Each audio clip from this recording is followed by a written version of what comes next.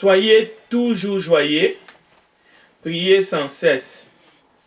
Rendez grâce en toutes choses, car c'est à votre égard la volonté de Dieu en Jésus-Christ. Donc, merci. Nous allons simplement d'entrer d'abord saluer ce que notre bien-aimé a déjà commencé depuis la semaine passée dans l'étude qui a été présentée par notre frère Patou. Donc, étant donné que nous sommes à la fin de l'année et que nous devons nous concentrer dans la prière, nous ne pouvons que d'abord saluer parce que cela nous a beaucoup édifié et nous voulons juste mettre les choses ensemble pour que la prière que nous allons faire, la prière d'action des grâces qui sera faite demain à partir des 0 heures aujourd'hui, nous puissions tous entrer dans la prière selon que le Seigneur nous enseigne à travers sa parole. Donc, j'aimerais ici d'abord rappeler les conseils que nous voyons dans le livre de Josué.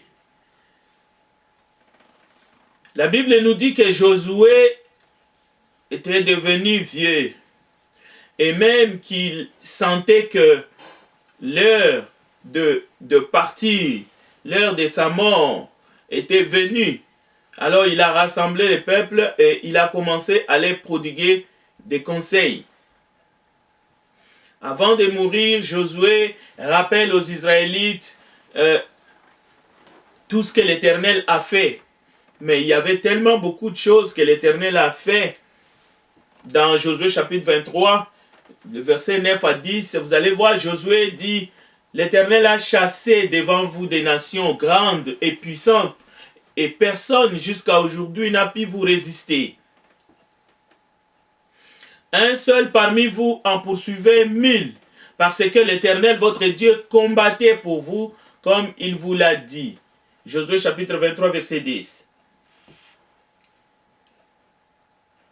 Bon, nous pouvons comprendre à travers ce message que Dieu, notre Père, n'est pas un Dieu qui est actif. Ce n'est pas un Dieu qui est désintéressé par tout ce qui se passe dans ce monde parmi son peuple et parmi ses enfants.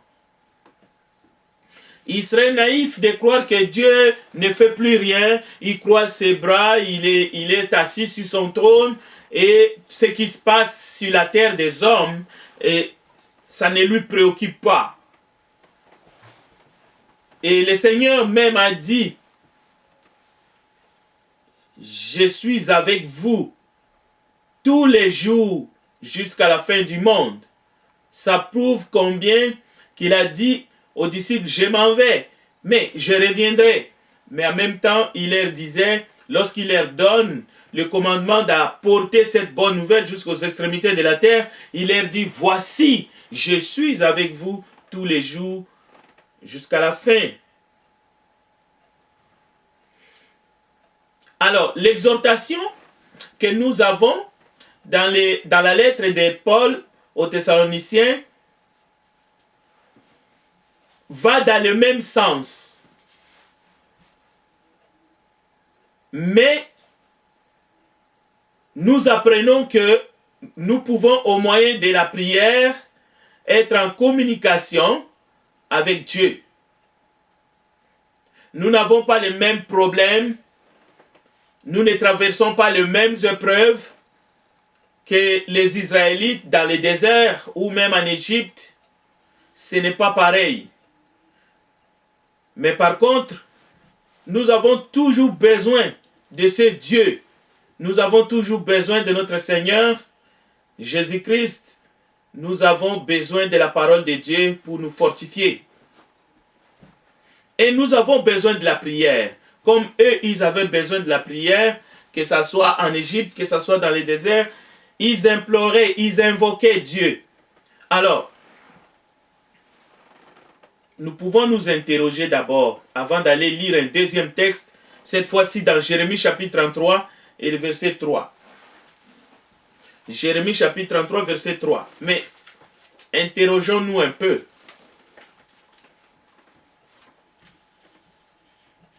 Si la situation dans ce monde perdure, si nous tombons dans une situation du statu quo, c'est-à-dire que les choses n'évoluent pas, mais au contraire, on piétine, nous n'espérons pas, c'est le cas. Il y a des commandements qui sont dans la Bible, qui sont maintenant un peu, comme on dit, je voudrais dire qu'ils sont un peu sous réserve. Aujourd'hui, on peut dire qu'il y a des choses qui sont des ordres, des commandements, des principes que Dieu a donnés à nous, ses enfants, aux disciples, aux chrétiens. On peut dire que nous ne pouvons pas. Nous ne pouvons pas les mettre en pratique. Il y en a sûrement. Il y a des choses que nous pouvons faire à distance, mais il y a des choses que nous ne pouvons pas faire à cause de la distanciation. Disons les choses telles qu'elles sont. Nous allons prendre quelques exemples. Jésus a parlé dans Matthieu chapitre 25 de visiter les malades, de visiter les prisonniers et de venir en aide aux orphelins, aux veuves et bien d'autres. L'hospitalité, ces choses-là, de manière temporaire, nous ne pouvons pas le faire. Pourquoi? Parce qu'il y a un décret qui nous l'interdit, du moins temporairement, et ce n'est pas mauvais dans ce sens-là. Mais, est-ce que allons-nous nous contenter?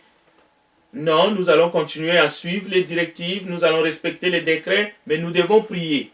Nous devons prier pour que la situation change. Nous devons élever nos voix, comme les disciples l'ont fait dans les Actes des Apôtres, pour que les portes s'ouvrent et pour que Dieu nous donne accès à ces personnes. Nous devons prier pour que nous continuions à moissonner, à prêcher comme nous le faisons à travers les réseaux sociaux, mais que nous puissions avoir accès auprès des gens, c'est-à-dire que ces décrets soient enlevés parce que la situation a évolué. Voilà pourquoi nous allons prier et que nous allons demander à Dieu. Mais nous devons d'abord saisir, encore une fois, la nature de la prière. Regardons d'abord dans Jérémie 33, verset 3, qu'est-ce que la parole nous dit? Jérémie chapitre 33 et le verset 3. Peut-être 3 à 4. Si vous avez trouvé là-bas, n'hésitez pas. Sinon, nous avons notre sœur qui peut nous aider aussi à la lecture ici. Invoque-moi et je te répondrai. Je t'annoncerai de grandes choses, des choses cachées que tu ne connais pas. Voilà. Déjà, Jérémie a prophétisé. Jérémie a dit au peuple, comme Jésus aussi va enseigner aux disciples, la nécessité de prier. Et nous prions parce qu'il y a des besoins, parce qu'il y a des situations, parfois des besoins sanitaires, des besoins personnels, ça peut être des maladies, mais des situations en général qui touchent le pays et parfois même parce qu'il y a la persécution. On peut aussi élever la voix tous ensemble pour demander à Dieu. Et lorsque nous le faisons, nous devons le faire avec une bonne attitude. La prière, c'est comme une flamme qui brille. La prière, c'est comme une flamme dans le sens où la flamme doit continuer. Ce n'est pas la flamme olympique. Parce qu'à un moment donné, on sait que cette flamme olympique s'éteint. Mais dans notre texte de ce soir, vous avez vu dans 1 Thessaloniciens chapitre 5, versets 16 à 17, il est question de ne pas éteindre le Saint-Esprit. Parce que nous prions par l'Esprit. Et de prier sans cesse. Donc, il n'est pas question de cesser de prier. dans l'enseignement de la prière dans la Bible. On ne cesse pas de prier, on n'éteint pas l'esprit. Et au verset 16, regardez bien, il est question d'être, soyez toujours joyeux, quelles que soient les circonstances variantes dans ce monde. Alors le verset 17, verset clé, priez sans cesse. Rendez grâce en toutes choses, car c'est à votre égard la volonté de Dieu en Jésus-Christ. Je ne sais pas pour les sujets que vous avez ce soir, que vous aimeriez apporter devant le trône. C'est vrai, ça pourrait être des sujets qui sont pénibles, qui sont difficiles. Peut-être c'est la souffrance, c'est la douleur. Mais n'oubliez pas que la bonne attitude, c'est de présenter tout ça, c'est de se décharger de tout ça devant le trône, devant la croix de notre Seigneur et Sauveur Jésus-Christ, tel que Jésus lui-même, tel que les apôtres l'ont enseigné. Ça peut être des besoins, le pain quotidien. Notre Père Céleste sait de quoi nous avons besoin, Jésus disait à ses disciples.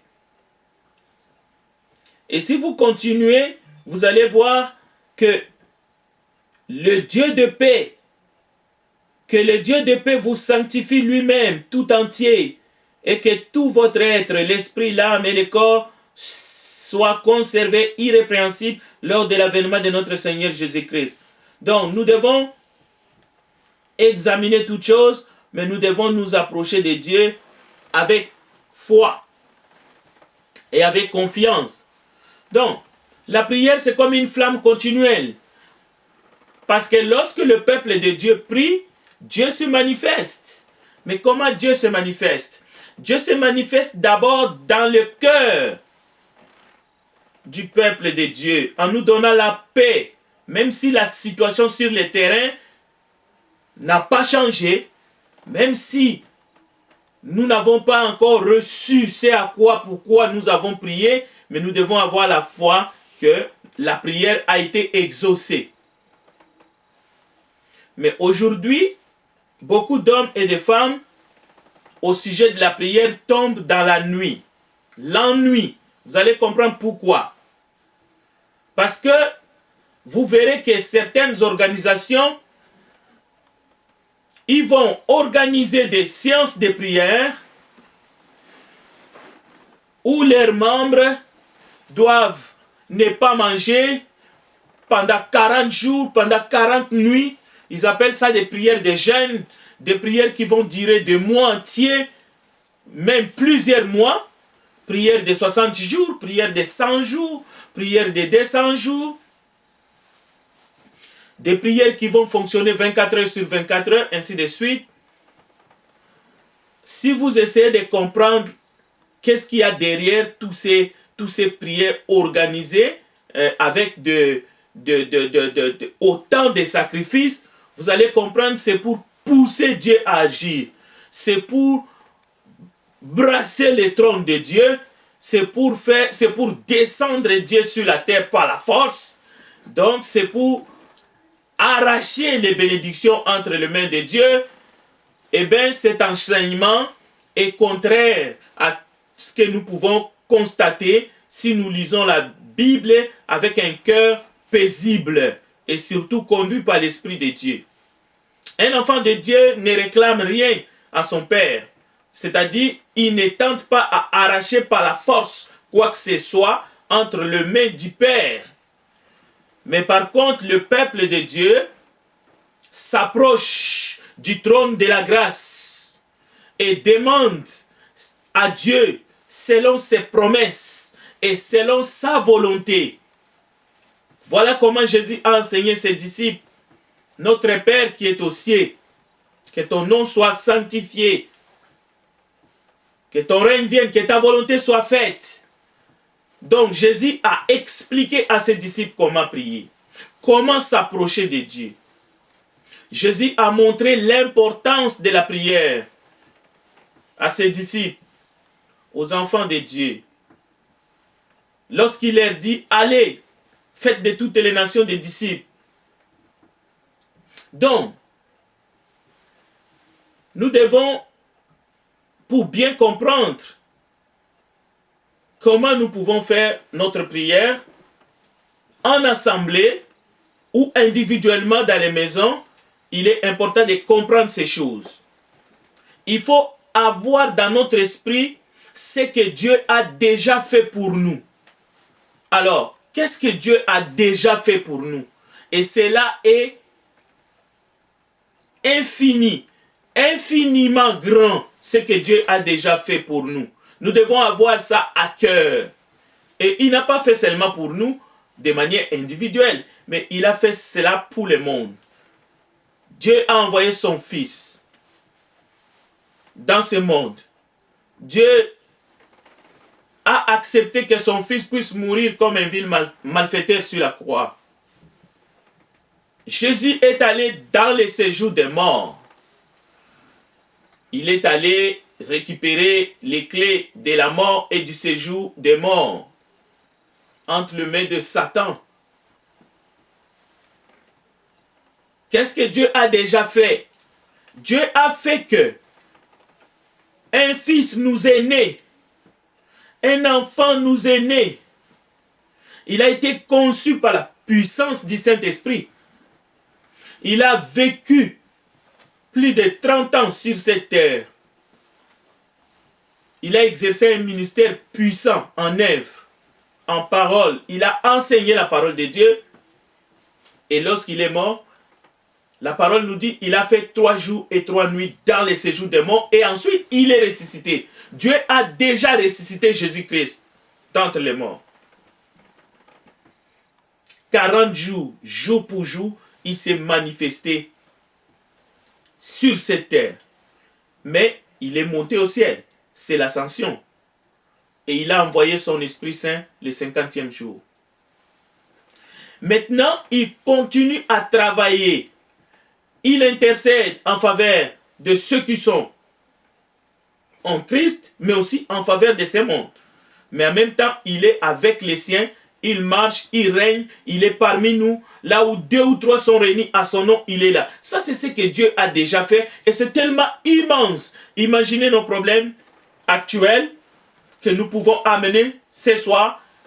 Lorsque nous allons prier en assemblée, imaginez tout ce que Dieu a fait et ce que nous apportons aujourd'hui, que nous demandons. Vous voyez qu'il n'y a pas de commune mesure. Notre résurrection est déjà garantie. Parce que Jésus est les prémices.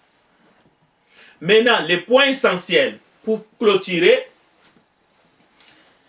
1 Thessaloniciens dit, nous devons, lorsque nous atteignons une certaine maturité dans la foi, nous sommes nés, nous avons commencé à croître dans la foi par sa grâce, parce que nous nous nourrissons de la parole de Dieu.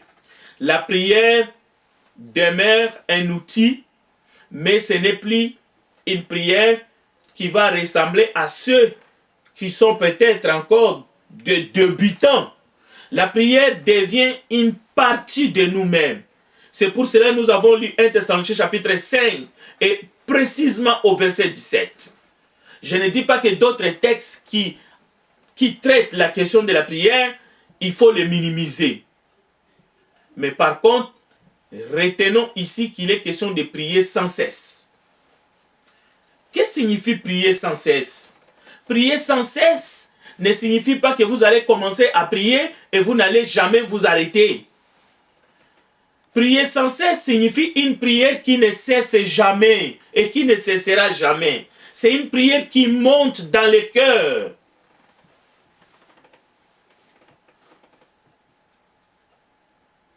Ce n'est plus une prière chronométrée, où on met l'importance, où on met l'emphase sur combien de temps je vais passer dans la prière. Non, c'est une prière qui devient vie, une prière qui devient respiration. C'est-à-dire, partout où vous êtes, même si vous êtes endormi, Mais parce que Christ habite en vous et que vous êtes en lui, votre âme, votre esprit est en prière. Parce que c'est l'esprit qui nous aide. Parce que nous ne savons pas comment prier. Vous allez entendre, moins nous prions et plus nous sommes faibles. Vous allez entendre des versets ou des enseignements qu'on utilise parce qu'on les sort, on sort les textes bibliques de leur contexte qui vont venir vous culpabiliser. 1 Thessaloniciens chapitre 5 verset 17. Ce n'est plus une question de nombre de minutes, de nombre de temps que nous passons dans la présence de Dieu. Parce que nous sommes dans sa présence, mais de manière permanente. Il ne s'agit pas de dire plus nous prions, plus nous sommes forts. À l'inverse, moins nous prions, plus nous sommes faibles. Cela veut dire, si tu pries 2 minutes, tu es faible. Celui qui prie 60 minutes, il est fort. Ces concepts ce sont des concepts des pharisiens. La question que nous devons nous poser est simple. La voici. Est-ce que mon âme, est-ce que je prie sans cesse? Et la réponse doit être simple. C'est oui ou non. Voilà la maturité chrétienne. Voilà là où nous sommes en Christ. Parce que nous sommes dedans. Ce n'est plus une question de combien de minutes tu passes dans la prière. Non, regardez dans votre vie et posez-vous cette question. Est-ce que je prie sans cesse?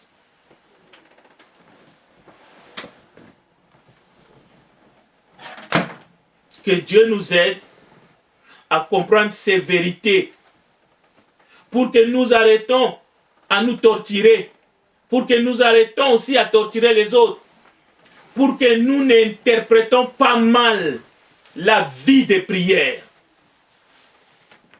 Nous devons avoir un temps défini pour prier, bien entendu, cela doit être clair. Mais en réalité, en vérité, nous devons avoir cette attitude-là que ma vie de prière, c'est une vie qui se définit par la communion que j'ai avec le Seigneur. Lorsque Jésus dit à ses disciples, à la montagne des Oliviers, avant d'aller justement à Gethsémani, vous n'avez pas pu veiller 1 heure avec moi dans la prière. Ce n'était pas une question des minutes, des secondes, des temps qu'il fallait passer dans la prière. Non, c'était un message pour leur dire, écoutez, vous allez être tentés, vous allez être éprouvés. Vous allez être scandalisés. Et d'ailleurs, les disciples, tous, alors que Jésus priait, et ils étaient endormis tout simplement. Ils n'ont pas prié peut-être 2 minutes, et après Jésus a prié 2 heures tout seul, et il est venu les reprocher avec une notion de temps. Non, loin de là. Jésus savait qu'ils allaient être mis à l'épreuve, et ils allaient être scandalisés, et ils allaient même avoir des attitudes que nous pouvons pas les reprocher, mais des attitudes que vous savez que la Bible met à la lumière de tous. Ils ont fui et ils sont tombés dans la peur. Alors, chers frères et sœurs, c'est un jour spécial. Nous nous préparons à prier. L'importance de cette prière ne sera jamais, comme je l'ai dit, le nombre de temps que vous allez passer dans la prière ou le nombre de temps que nous allons passer dans la prière, mais parce que nous allons juste exposer les désirs de notre cœur à notre Père Céleste et nous allons les faire pas simplement parce que nous sommes arrivés à la fin de l'année, mais c'est notre vie, c'est ce que Dieu nous demande. La prière est importante parce que Dieu nous demande de prier. La prière est importante parce que Dieu exauce la prière.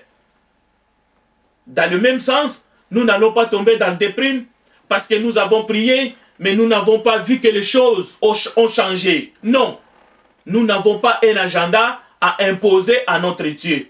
Et même, la parole nous dit déjà, réjouissez-vous, rendez des actions de grâce, quelle que soit la situation, parce que nous savons que notre Dieu est au contrôle et c'est seulement lui qui aura toujours les derniers mots.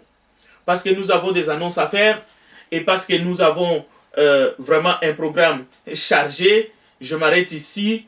Si vous avez des questions, et il faut les poser et après nous allons justement passer les annonces parce que demain nous allons nous rencontrer mais en ligne à partir de 10h le soir. Mais après, vous savez déjà qu'aujourd'hui, à partir de minuit, nous allons commencer notre prière en chaîne selon que les instructions vous seront données. Que Dieu bénisse sa parole. Je retourne d'abord la parole à notre bien-aimé frère Gérard Leroux pour, si vous avez des questions, vous puissiez les poser et après, je vais vous donner les consignes pour la journée des prières qui va commencer aujourd'hui à minuit. Que Dieu vous bénisse.